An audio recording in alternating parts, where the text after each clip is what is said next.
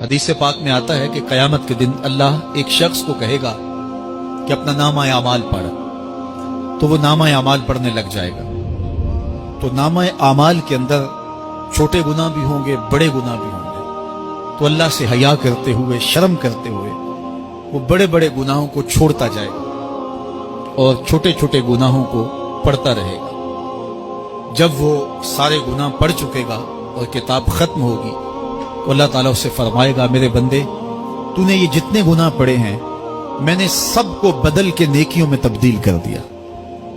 तो बंदा कहेगा, अल्लाह, अभी तो मेरे बड़े बड़े गुनाह रहते हैं जो मैंने पढ़े ही नहीं। फदाहिक नबी हत्ता बदत अनियाबहु। हुजूर जब ये बयान फरमा रहे थे तो हुजूर इतना मुस्कराए कि सहाबा ने हुजूर की दाढ़ें देख ली। तो पहले वो बड़े बड़े गुनाह छोड़े जा रहा था, लेकिन जब अल्लाह फरमाएगा कि मैं तेरे गुनाहों को बदल के नेकियों में तब्दील कर दिया, वो कहेगा, अभी तो बड़े बड़े गुनाह रहते जो मैंने अभी पढ़े ही नहीं। तो जब कोई बंदा उसके हुजूर तौबा करता है, अल्लाह ये नहीं देखता इसने गुनाह कितने किए हैं, ये देखता बंदा आया मेरी चौखट पे है, तो अल्लाह उसके पिछले सारे गुनाह माफ फरमाता है।